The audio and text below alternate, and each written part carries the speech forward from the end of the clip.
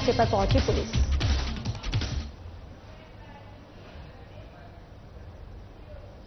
नमस्कार, बहुत स्वागत है आप सभी का। मैं हूं आपके साथ ज्योति यादव। मुख्यमंत्री विष्णुदेव साय का बयान सामने आया है जिसमें उन्होंने नक्सलियों के खिलाफ चल रहे छत्तीसगढ़ तेलंगाना बॉर्डर पर पहाड़ी में बड़े ऑपरेशन के 5वें दिन को लेकर बयान देते हुए कहा कि निश्चित रूप से नक्सलवाद के खात्मे की ओर एक और बड़ा ऑपरेशन चल रहा है। हमारे जवान 44 डिग्री तापमान में भी वहां पर मोर्चा संभालते हुए केंद्रीय गृह मंत्री अमित शाह का जो संकल्प है वो निश्चित ही पूरा होगा। और इसी के साथ उन्होंने पहलगाम हमले पर पाकिस्तानियों का वीजा रद्द होने पर कहा है कि सभी शार्क वीजा रद्द कर दिए गए हैं और उन्हें यहां से जाना ही होगा। जितना भी जो सार्क जो वीजा है सब निरस्त हो गया है, अब उनको तो वापस जाना ही पड़ेगा। सर, जो मुठभेड़ अभी भी चल रही है बीजापुर में, आज 5वां दिन है, क्या चल रहा है, किस तरह हमारे जवान फाइट कर रहे हैं? वैसे तो आप सबको मालूम है, देश को मालूम है कि 15 महीने से जब से हम लोग सरकार में आए हैं, नक्सलवाद के साथ हमारे जवान मजबूती के साथ लड़ रहे हैं। और अभी भी तेलंगाना और छत्तीसगढ़ के बॉर्डर में एक पहाड़ी पर ऑपरेशन चल रहा है और 44 डिग्री गर्मी में भी हमारे जवान वहां पर मोर्चा संभाले हुए हैं और बहुत बड़ा ऑपरेशन चल रहा है। डिप्टी सीएम अरूण साव का बयान सामने आया है जिसमें उन्होंने पहलगाम की घटना के बाद पाकिस्तानियों का वीजा खत्म करने और केंद्रीय गृह मंत्री के सभी राज्यों के मुख्यमंत्री से चर्चा को लेकर बयान देते हुए कहा कि घटना के बाद भारत सरकार ने अनेक निर्णय लिए हैं। वीजा समाप्त कर पाकिस्तानी वीजा धारक हैं उन्हें लौटने को कहा गया, उसके बारे में राज्य सरकार आवश्यक कार्रवाई करेगी। और इसी के साथ उन्होंने पाकिस्तानी सिंधी लोगों को न भेजने की अपील की और पाकिस्तान में उनके ऊपर जुल्म किए जाने पर कहा कि भारत सरकार के जो निर्देश हैं उनका छत्तीसगढ़ सरकार पालन करेगी और किसी भी तरह की समस्या है वो भारत सरकार के संज्ञान में लाकर उस पर जो भी निर्देश भारत सरकार के होंगे उसके हिसाब से कार्रवाई होगी। पहलगाम की दुर्भाग्यजनक और निंदनीय घटना के बाद भारत सरकार ने अनेक निर्णय लिए हैं। उन निर्णयों में पाकिस्तानी वीजा समाप्त करके जो पाकिस्तानी नागरिक हैं, पाकिस्तानी वीजा धारक हैं, उनको वापस लौटने के लिए कहा गया है। और भारत सरकार के जो भी निर्देश हैं उसके पालन में राज्य सरकार जो भी आवश्यक कार्यवाहियां हैं वो करेगी। और जिस प्रकार से पहलगाम की घटना घटित हुई है और भारत सरकार ने जिस तत्परता से कार्यवाहियां की है, ये निश्चित रूप से पाकिस्तान के लिए कड़ा सबक है। और जो भी भारत सरकार के निर्देश प्राप्त होंगे उसके अनुसार से राज्य सरकार पूरी तरह से कार्यवाही करेगी। छत्तीसगढ़ के लिए कोई ऐसा हो पाया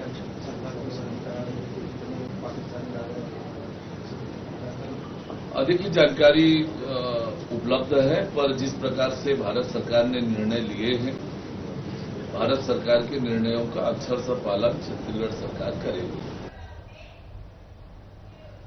नक्सलवाद के खिलाफ हो रहे ऑपरेशन और शांति वार्ता की अपील और नक्सलियों के द्वारा जारी किए गए प्रेस नोट पर बयान देते हुए उप मुख्यमंत्री अरूण साव का बयान सामने आया है जिसमें उन्होंने कहा है कि सरकार का खौफ नक्सलियों में होना ही चाहिए और बना है। और पिछले 15 महीने में हमारी सरकार और सुरक्षा बलों ने जो नक्सल उन्मूलन की दिशा में कार्रवाई की है, इसे लेकर नक्सलियों में घबराहट और डर पैदा हुआ है।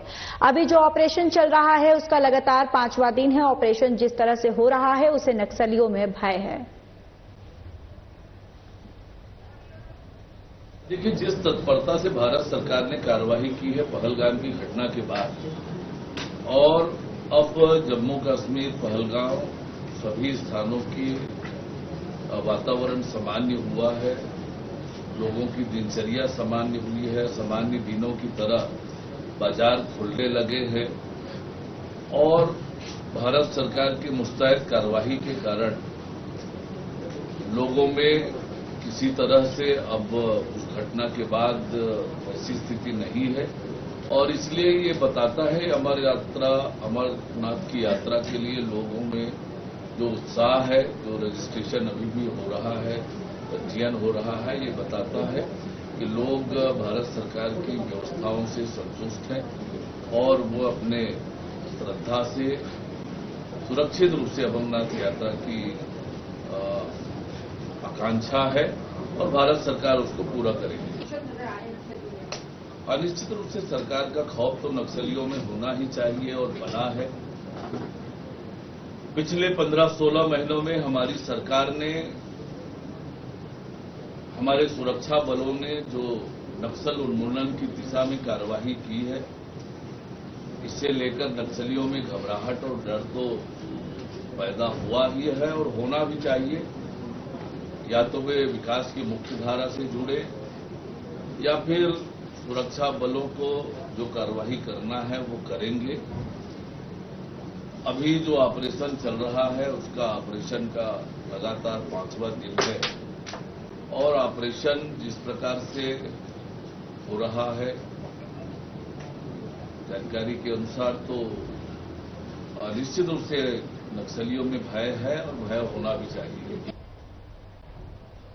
तीसरी बार नक्सलियों ने प्रेस नोट जारी कर शांति वार्ता की अपील की। मामले पर बयान देते हुए डिप्टी सीएम अरूण साव ने कहा है कि सरकार ने बार बार आग्रह किया है कि नक्सली मुख्य धारा से जुड़े। हमारी सरकार ने पुनर्वास और राहत नीति बनाई है, उसका लाभ उठाए। सरकार ने पहले ही अपील की हुई है और वो विकास की मुख्य धारा में जुड़े और हथियार छोड़े और नहीं की दशा में भारत सरकार, राज्य सरकार अपनी प्रतिबद्धता के आधार पर आगे बढ़ेगी। सरकार ने तो बार बार इनसे आग्रह किया है कि आए, विकास की मुख्य धारा में जुड़े। हमारी सरकार ने पुनर्वास और राहत नीति भी बनाई है, उसका भी वो लाभ उठाएं और इसलिए सरकार ने तो पहले ही अपील किया हुआ है कि वे विकास की मुख्य धारा में जुड़े और हथियार छोड़े। नहीं में भारत सरकार, राज्य सरकार नक्सली उन्मूलन के लिए जो प्रतिबद्धता है उसको पूरा करने की दिशा में आगे बढ़ेगी। चलिए खबरों में आगे बढ़ते हैं। पाकिस्तान से आए शरणार्थियों ने गृहमंत्री विजय शर्मा से मुलाकात की। पाकिस्तान में अत्याचार से तंग हिंदुओं ने गृहमंत्री विजय शर्मा से आज उनके निवास पर मुलाकात की, जिसमें वर्तमान स्थिति के संदर्भ में मदद की आस को लेकर आज शरणार्थी गृहमंत्री विजय शर्मा के निवास पहुंचे। भारत में शरण की आशा से लोग रायपुर पहुंचे हुए हैं, जिस पर मंत्री विजय शर्मा ने पीड़ित लोगों के बारे में केंद्र से निर्देश लेकर मदद दिलाने का भरोसा उन्हें दिलाया है।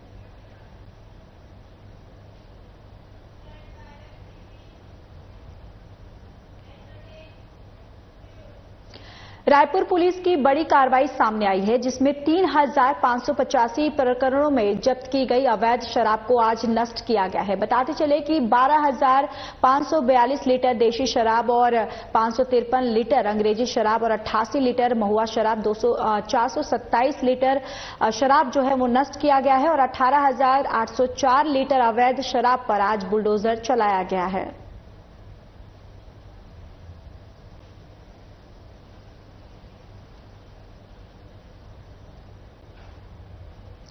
तो वहीं जगदलपुर में तेज रफ्तार का कहर देखने को मिला है। आपको बताते चले कि तेज रफ्तार बस ने महिला को अपने चपेट में ले लिया, जिससे हादसे में बुजुर्ग महिला की मौके पर ही मौत हो गई। घटना की सूचना मिलते ही मौके पर पहुंची पुलिस ने बस चालक को गिरफ्तार कर जांच में जुट गई है।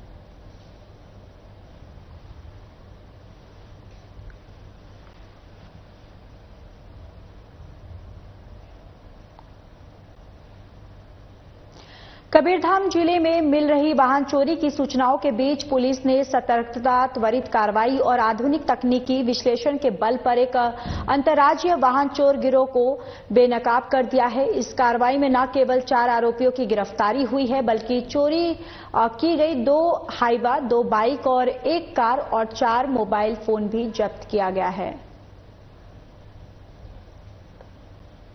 अंतर्राज्यीय वाहन चोर गिरोह के सदस्य पकड़े गए हैं, जिसमें 4 लोगों को हमारे द्वारा गिरफ्तार किया गया है।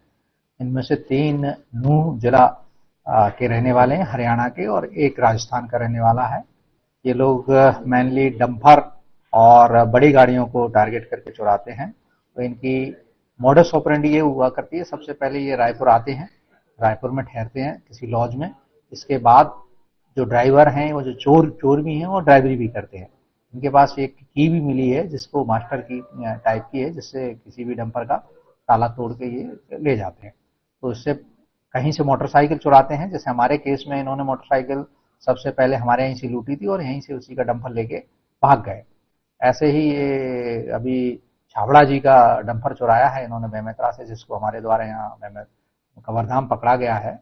तो उसके लिए इन्होंने ये किया था कि एक मोटरसाइकिल रायपुर से चुराई थी और उस मोटरसाइकिल से ये बेमेतरा गए और बेमेतरा में इन्होंने उनके यार्ड में जो डंपर खड़ा था विधायकी में, मोइना भाटा जगह है, वहां से इसको चुरा के लाए और मोटरसाइकिल को रास्ते में यहाँ कवर्धा में छोड़ दी और इसके बाद ये वहां से डंपर लेके डीजल भरा के जाने वाले थे। तो इसी दौरान पुलिस ने उनको पकड़ा। तो ये 4 सदस्य पकड़े गए हैं। इन्होंने अभी तक विभिन्न राज्यों से 35 वाहनों का चोरी होने का स्वीकारा है। तो इस हेतु हमारी टीम 5 टीम हमारी गई हैं, जो दिल्ली, हरियाणा, राजस्थान और गुजरात टीम हमारे द्वारा भेजी गई हैं। उन टीम से जिन जिन सदस्यों के नाम बताए उनको पकड़ के लाए गए, उनसे भी और अन्य चीजें खुला। छत्तीसगढ़ शासन द्वारा नक्सलवाद की समाप्ति के लिए घोषित नई आत्मसमर्पण और पुनर्वास नीति से प्रेरित होकर 7 लाख रुपए के इनामी नक्सली दंपति रमेश उर्फ आटम गुड्डू और सविता उर्फ लच्छी पोयम ने 24 अप्रैल 2025 को कबीरधाम पुलिस के समक्ष आत्मसमर्पण कर समाज की मुख्य धारा में लौटने का निर्णय लिया है।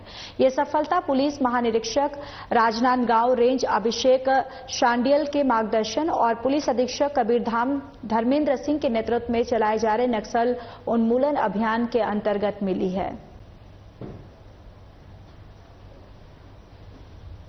नक्सलियों ने सरेंडर किया है, दोनों पे 1 पे 5 लाख का इनाम का है।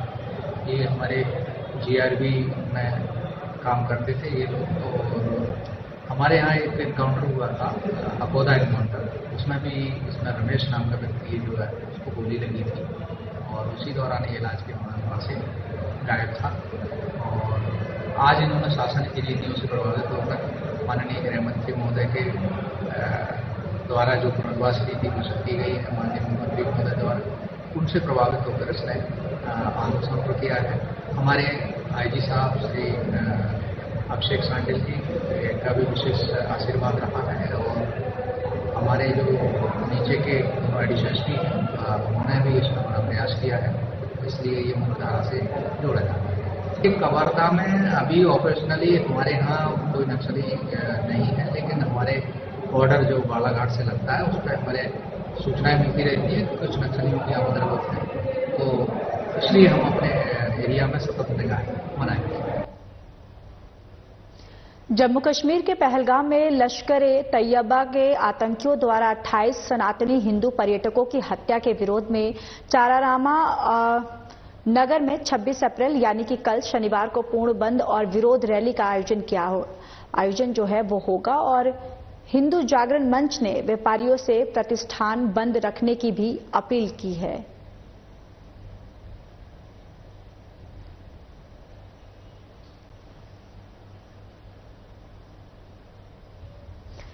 तो वहीं चारारामा में आज हिंदू जागरण मंच के आह्वान पर पूर्ण बंद देखने को मिला है और नगर की अधिकांश दुकानों में ताले लटकते हुए नजर आए। और बंद का ये आह्वान हाल ही में हुए आतंकी हमले के विरोध में किया गया था, जिसमें 28 नागरिकों की दर्दनाक मौत हो गई थी। हिंदू जागरण मंच ने इस हमले को मानवता पर सीधा हमला करार दिया है।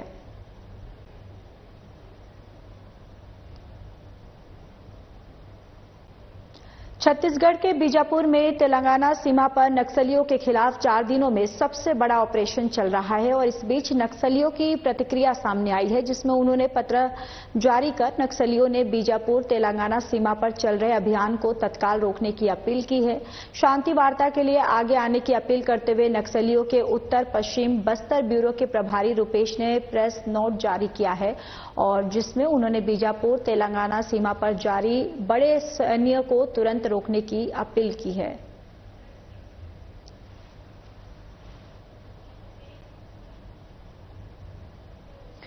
प्रशासन द्वारा जिले के ग्रामीण क्षेत्रों में मूलभूत सुविधाओं का आकलन करने और सहित जन समस्याओं के निराकरण के लिए विकास खंडों में ग्राम पंचायतों में जन चौपाल का आयोजन किया जा रहा है। शुक्रवार को विकास खंड बकावंड के ग्राम पंचायत कोलावल और मैल बेड़ा में आयोजित जन चौपाल का निरीक्षण किया। जन चौपाल में उन्होंने स्कूल की व्यवस्था, शिक्षकों की उपस्थिति और मध्याह्न भोजन की व्यवस्था, बच्चों का जाति प्रमाण पत्र निर्माण की स्थिति, आंगनबाड़ी केंद्रों में पूरक पोषण आहार की उपलब्धता, बच्चों और लक्षित माताओं का स्वास्थ्य जांच, टीकाकरण, स्वास्थ्य केंद्र में स्वास्थ्य जांच, दवाइयां की उपलब्धता और संस्थागत प्रसव, पेयजल व्यवस्था, हैंडपंप, सोलर और ड्यूल पंप, जल जीवन मिशन के कार्यों, उचित मूल्य दुकान में खाद्यान्न सामग्री की नियमित उपलब्धता, बिजली की उपलब्धता, ग्रामीण स्तर पर कार्य करने वाले कर्मचारियों की गांव में नियमित उपस्थिति का संज्ञान लिया।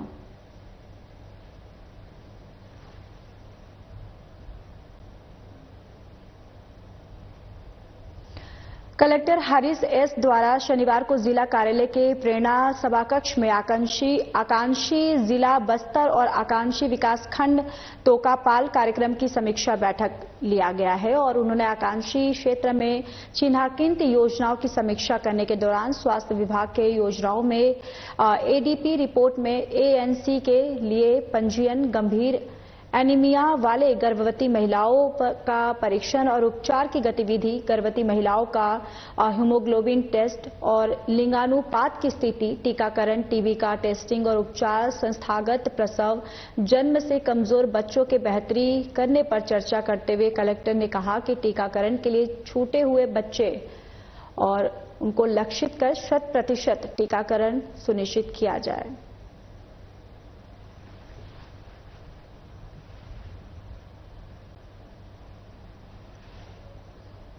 विधानसभा अध्यक्ष डॉक्टर रमन सिंह का बड़ा बयान सामने आया है। आपको बताते चले कि उन्होंने पूर्व मुख्यमंत्री भूपेश बघेल के बयान पर पलटवार किया है और पहलगाम की घटना को झीरम घाटी हत्याकांड से जोड़ने वाले बयान पर पलटवार करते हुए विधानसभा अध्यक्ष ने कहा कि जिसकी जितनी बुद्धि होती है उतनी ही बात करता है। पाकिस्तान के आतंकवादियों के द्वारा हिंदुस्तान को तोड़ने के लिए, देश की एकता और अखंडता को खंडित करने के लिए, देश में विभाजन करने के लिए पाकिस्तान ये कर रहा है। कुछ कम ज्यादा बुद्धि वाले इसकी भी तुलना करने लगे हैं, तो भगवान उनको बुद्धि दे।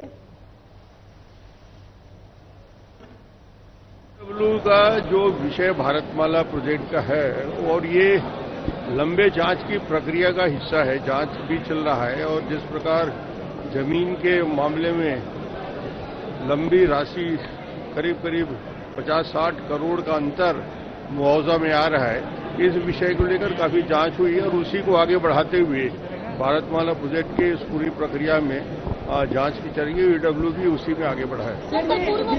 पूर्व मुख्यमंत्री भूपेश बघेल ने कल प्रेस कॉन्फ्रेंस किया है और पहलगाम में जो घटना हुई है उसकी तुलना झीरम घाटी वाले मामले से की है। अब जिसकी जितनी बुद्धि उतनी ही बात करता है। पाकिस्तान के आतंकवादियों के द्वारा जिस प्रकार हिंदुस्तान को तोड़ने के लिए, देश की एकता अखंडता को खंडित करने के लिए, देश में विभाजन की प्रक्रिया शुरू करने के लिए पाकिस्तान जब ये कर रहा है और कुछ कम ज्यादा बुद्धि वाले इसकी भी तुलना करने लगे हैं, तो भगवान उनको बुद्धि दे बस। मुख्यमंत्री विष्णुदेव साय राजधानी रायपुर के जोरा मॉल पहुंचे, जहां वो मॉल के उद्घाटन कार्यक्रम में शामिल हुए। इस दौरान विधानसभा अध्यक्ष डॉक्टर रमन सिंह भी उनके साथ सम्मिलित हुए। उप मुख्यमंत्री अरुण साव, उप मुख्यमंत्री विजय शर्मा ने भी कार्यक्रम में शिरकत की। आपको बताते चले कि कैबिनेट मंत्री टंकराम वर्मा और मंत्री केदार कश्यप भी कार्यक्रम में मौजूद रहे। इस दौरान मुख्यमंत्री का बयान सामने आया, जिसमें उन्होंने कहा कि सालों से जोरा मॉल निर्माण के कार्यक्रम की आधारशिला रखी गई थी, लेकिन इसे पूरा नहीं किया जा रहा था। आज ये पूरा हो चुका है और रायपुर के सबसे बड़े और अच्छे मॉल के रूप में उभर कर सामने जाएगा और इसके लिए उन्होंने मॉल के मालिक को शुभकामनाएं भी दी हैं।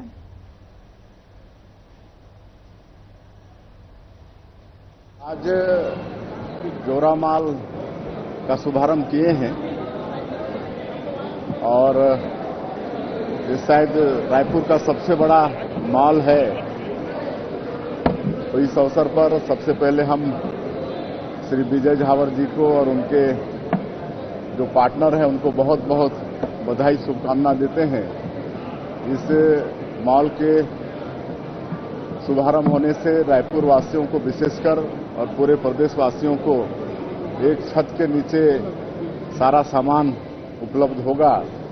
ये सुविधा इस मॉल से मिलने वाला है और विजय झावर हमारे पुराने परिचित हैं, उद्योगपति भी हैं, स्टील के भी काफी जानकार हैं, तो निश्चित रूप से ये मॉल बड़ा मेंटेन रहेगा और बड़ा अच्छा रहेगा। उप मुख्यमंत्री अरुण साव का बयान सामने आया जिसमें उन्होंने भारत माला प्रोजेक्ट गड़बड़ी मामले में आज सुबह से ही एसीबी और ईडब्ल्यूडी के छापे पर बयान देते हुए कहा कि भारत माला प्रोजेक्ट को लेकर कई शिकायत हमारे पास आई थी और उसके आधार पर ईओडब्ल्यू को जांच के निर्देश दिए गए। ईओडब्ल्यू तेज गति से जांच कर रही है। निश्चित रूप से जो भी दोषी होगा पकड़ा जाएगा और उस पर कार्रवाई की जाएगी। निश्चित रूप से हमारी सरकार ने भारत माला परियोजना पर जो कुछ शिकायतें आई थी उन शिकायतों के आधार पर ईओडब्ल्यू को जांच के निर्देश दिए हैं और ईओडब्ल्यू तेज गति से उस मामले की जांच कर रही है और निश्चित रूप से जो भी दोषी होगा वो पकड़ा जाएगा, उन पर कानूनी सम्मत कार्यवाही होगी। इससे पहले सर एडीएम रैंक के अधिकारी को सस्पेंड किया गया था। कई बड़े अधिकारी का नाम सामने आया। जब पिछली बार छापा पड़ा सीबीआई वगैरह का तो उसमें कई प्रशासनिक अधिकारी फंस रहे। राज्य सरकार की एक रिपोर्ट है जिसमें वन विभाग में हर 5वां अधिकारी किसी न किसी तरीके से भ्रष्टाचार के मामले में संलिप्त है। प्रशासनिक अधिकारियों का इस तरीके से संलिप्तता लगातार सामने आना, क्या प्रशासनिक कामकाज में सर चुनौती एक तरीके से सरकार को नहीं आ रही? देखिए, ये जो भारत माला परियोजना का सारा कुछ हुआ है वो आपको पता है कि पिछली कांग्रेस सरकार के दौरान हुआ है और पिछले कांग्रेस के समय में तो केवल घोटाले और भ्रष्टाचार ही हुए हैं और जिन मामलों में भी भ्रष्टाचार की शिकायत हो रही है, जहां भी इस प्रकार की बात हो रही है, विष्णुदेव साय जी के नेतृत्व में हमारी सरकार भ्रष्टाचार के खिलाफ लगातार कार्रवाई कर रही है। भ्रष्टाचार पर जीरो टॉलरेंस की नीति हमारी सरकार की है और उस पर लगातार हम काम कर रहे हैं। उप मुख्यमंत्री अरुण साव का बयान सामने आया जिसमें उन्होंने बीजापुर नक्सल ऑपरेशन पर बयान देते हुए कहा कि जब से हमारी सरकार बनी है हमने वादा किया था बस्तर को नक्सल मुक्त करेंगे। लगातार हमारी सरकार बनने के बाद नक्सल उन्मूलन के लिए काम किया जा रहा है। 15 महीने में 350 से अधिक नक्सली मारे जा चुके हैं। उन्होंने कहा कि हमारा संकल्प है कि 2026 तक सशस्त्र नक्सलवाद का खात्मा ऑपरेशन अंतिम चरण पर पहुंचेगी। और राज्य में हमारी सरकार बनी है, हमने जनता से वायदा किया था कि बस्तर को नक्सल मुक्त करेंगे और हमारी सरकार बनने के बाद नक्सल उन्मूलन के लिए सुनियोजित रूप से, व्यवस्थित रूप से अभियान चल रहा है। चलिए इस बुलेटिन में इतना ही। बाकी देश और दुनिया की तमाम बड़ी खबरों के लिए जुड़े रहिए हमारे साथ। नमस्कार।